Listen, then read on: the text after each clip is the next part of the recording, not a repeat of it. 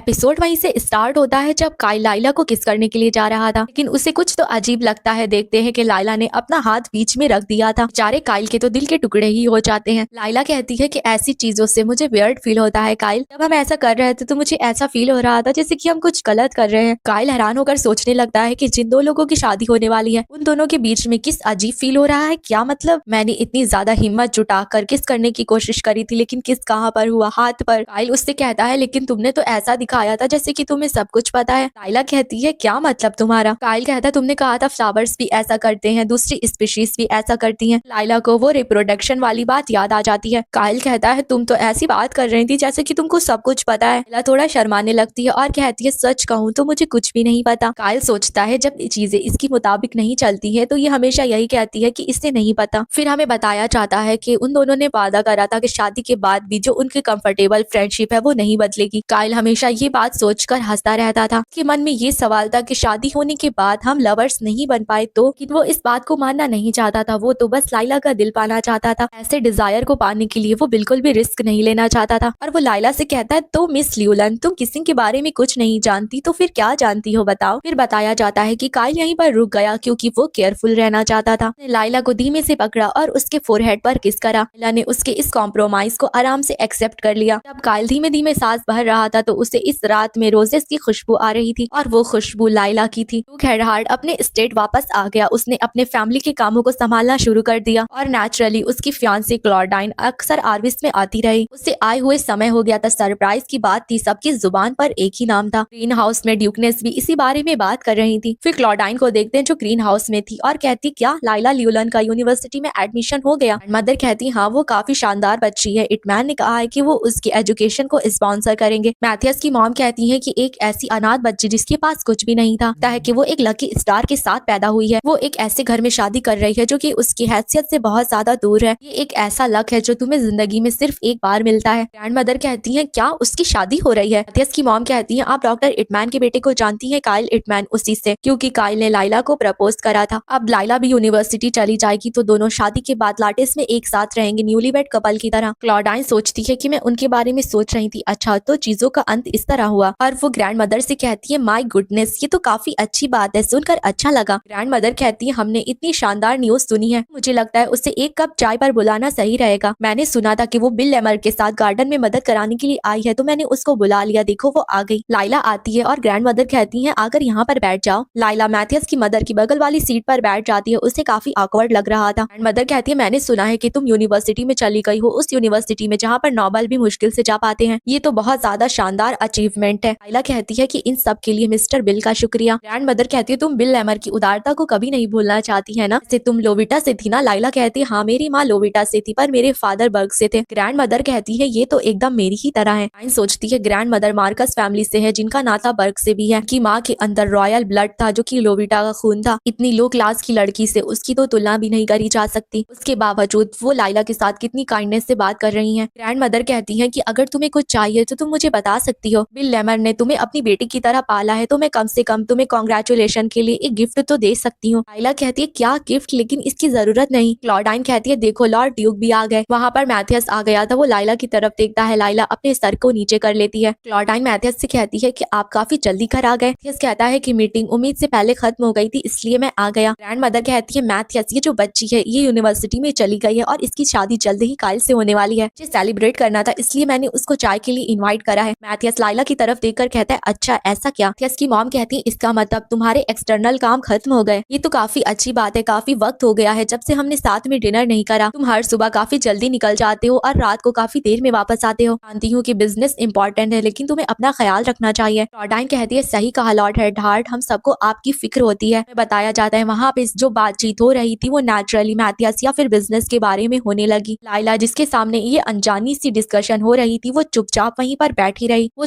चुपचाप अपनी चाय को पी रही थी जैसे कि वो इनविजिबल है। इतना वक्त बीतता जा रहा था, उसको इच्छा हो रही थी वो जल्दी से यहाँ से चली जाए, लेकिन वो अचानक से उठकर जा भी नहीं सकती थी क्योंकि ये काफी रूड हो जाता, क्योंकि उसकी ग्रैंड मदर उसके साथ बहुत काइंड हो रही थी। वो एक ही काम कर सकती थी कि वो चुपचाप वहीं पर बैठी रहे, पल का इंतजार करे जब सब उसे नोटिस करना बंद कर दे। लेकिन इसके बावजूद वो जब अपनी नजरें उठा रही थी, उसकी नजरें उससे मिलती, जो ब्लू आईज उसकी तरफ घूरे जा रही थी। सही उसकी नजरें मिली थी, उसे झटका लगा और उसने अपनी नजरों को नीचे कर लिया। वो आंखें उसको उस याद में ले जाती हैं जब उसके दिल के टुकड़े हो गए थे, पल जब उसके कॉइन के ऊपर पैर को रख दिया गया था, और उस समर की यादें जो कि फॉरेस्ट में हुई थी। आज यहाँ पर क्लॉडाइन भी है, इसलिए लाइला को और ज्यादा शर्मिंदगी सी महसूस हो रही है। ड्यूक था वो जिसने की गलत करा था, उसके बावजूद लाइला थी जो कि गिल्ट का बोझ लेकर चल रही थी। उसके साथ गलत हुआ था ये सोचकर उसके हाथ कांप उठते, उसकी फ्रस्ट्रेशन बढ़ती, लेकिन उसके बावजूद वो गहरी सांस लेकर शांत रहती। अभी ग्रैंड मदर लाइला से कहती है, अरे हाँ, जब मैं इस बारे में सोच रही हूँ माय डियर, मैंने तुम्हारा जवाब नहीं सुना, तो बताओ तुम्हें क्या चाहिए। लाइला कहती है, मैडम मुझे पहले ही शानदार गिफ्ट मिल चुका है, मेरे लिए इतना ही काफी है। ग्रैंड मदर कहती है, क्या तुम्हें पहले ही मिल चुका है, लेकिन क्या। लाइला कहती है कि आर्विस में रुकना, अंकल बिल के साथ उनके कैबिन में रहना, इतनी काइंडनेस काफी है जिसको मैं रिपे नहीं कर सकती। ये मेरे लिए इतना शानदार गिफ्ट है जिसका मुकाबला कोई नहीं कर सकता। मुझे यहाँ पर रुकने की इजाजत मिल गई, यही मेरे लिए गिफ्ट था। मैं मिस क्लॉडाइन और ड्यूक का भी थैंक्स करना चाहती हूँ। मैं आर्विस से चली भी गई तब भी मैं ये काइंडनेस को नहीं भूलूंगी। क्लॉडाइन कहती है, तुम पहले ही अपने फेयरवेल की बात कर रही हो, ये सुनकर मुझे थोड़ा सैड फील हो रहा है लाइला, लेकिन फिर भी मैं तुम्हें एक गिफ्ट तो देना ही चाहती हूँ। कैसा रहेगा अगर मैं तुम्हारी ट्यूशन की फीस को कवर कर दूं। लाइला कहती है, इसकी जरूरत नहीं माय लेडी, आपने ये कहा मेरे लिए इतना ही काफी है। अंकल बिल पहले ही मेरे ट्यूशन की अरेंजमेंट कर चुके हैं और उन्होंने मेरे फर्स्ट सेमेस्टर की फीस को भी भर दिया है। डायन कहती है, अच्छा ऐसा क्या, तो फिर मैं किसी और गिफ्ट के बारे में सोचती हूँ। अपनी पुरानी दोस्त को खाली हाथ नहीं भेजना चाहती जिसकी शादी होने वाली है। तभी वहाँ पर बटलर आता है और कहता है कि मास्टर, एक मैसेज आया है, लॉर्ड्स चाहते हैं कि आप इस मैटर को उनके साथ डिस्कस करें। मैथियस कहता है कि ठीक है, अब मैं यहाँ से चलता हूँ, कुछ काम आ गया है। ग्रैंड मदर कहती है, तुम बस जरा देर के लिए आए और तुम अब जा भी रहे हो। फिर लाइला मैथियस की चाय की कप की तरफ देखती है, उसने चाय नहीं पी थी। अभी ग्रैंड मदर लाइला से कहती है, मैं जल्दी ही इटमैन फैमिली को बुलाने वाली हूँ, तो तुम भी आना, ठीक है। लाइला कहती है, ठीक है, मैं समझ गई मैडम। मैथियस की मॉम सोचती है, गुडनेस, माँ तो इस पर बहुत मेहरबान हो रही है। लाइला उनको बाय ग्रीट करने के बाद वहाँ से चली जाती है। फिर वो दरवाजे से बाहर आती है और एक गहरी सांस लेती है। सोचने लगती है, आर्विस की ये जगह जिसे कि एक पैराडाइज कहा जाता है, तो मुझे यहाँ पर इतनी ज्यादा घुटन क्यों होती है। वैसे जब मैं सोच रही हूँ मैंने कोई गलती तो नहीं करी, शायद से नहीं करी है। इतनी सारी जगह बैठने के लिए थी तो फिर ड्यूक मेरे सामने ही क्यों बैठा था। लेकिन तभी वो रुक जाती है क्योंकि उसके सामने से मैथियस जा रहा था। लाइला सोचती है, अरे यार पेड़ से नहीं, और मैथियस उसकी तरफ पीछे मुड़कर देखता है। हमें बताया जाता है कि उनकी मंजिलें अलग थी लेकिन उन्हें एक ही रास्ते से जाना था। फिर वो उस रास्ते से गुजर रहे थे जहाँ पर रोजेस खिले हुए थे। लाइला उसके सामने से गुजर कर नहीं जाना चाहती थी, मानो ऐसा लग रहा था दोनों टहल रहे हैं। लाइला को डर लग रहा था उसकी आंखें मैथियस से ना मिल जाए, इसलिए वो अपना सर झुकाकर चल रही थी। लाइला उन फ्लावर्स के पास से गुजर रही थी तो वो अपनी आने वाली जिंदगी के बारे में सोच रही थी। वो काइल के साथ शादी करेगी, लाटिस में चली जाएगी और अपनी एक नई जिंदगी शुरू करेगी। फिर वो यूनिवर्सिटी में भी जाएगी, लेकिन इन सब की वो पिक्चर साफ साफ इमेजिन नहीं कर पा रही थी। लेकिन जब ये सीजन गुजर जाएगा तो उसकी जिंदगी कम्प्लीटली चेंज हो जाएगी। मैथियस को देखते हैं जो बटलर को वहीं पर रुकने का इशारा करता है। मैथियस आगे आगे था, लाइला पीछे पीछे आ रही थी। तभी लाइला रुक कर देखती है कि उसके कदम मैथियस के साथ मिल गए थे। मैथियस उसको देखने लगता है। लाइला को समझ नहीं आता कि ऐसा क्यों। उसका पैर फिसल जाता है, वो गिरने लगती है और सोचती है ऐसा क्यों हो रहा है। लेकिन तभी मैथियस उसे गिरने से बचा लेता है और कहता है, क्या तुम ठीक हो मिस ल्यूलन। लाइला कहती है, हाँ मैं बिल्कुल ठीक हूँ। लेकिन तभी वो सोचने लगती है, रुको, क्या कहा इसने मिस ल्यूलन।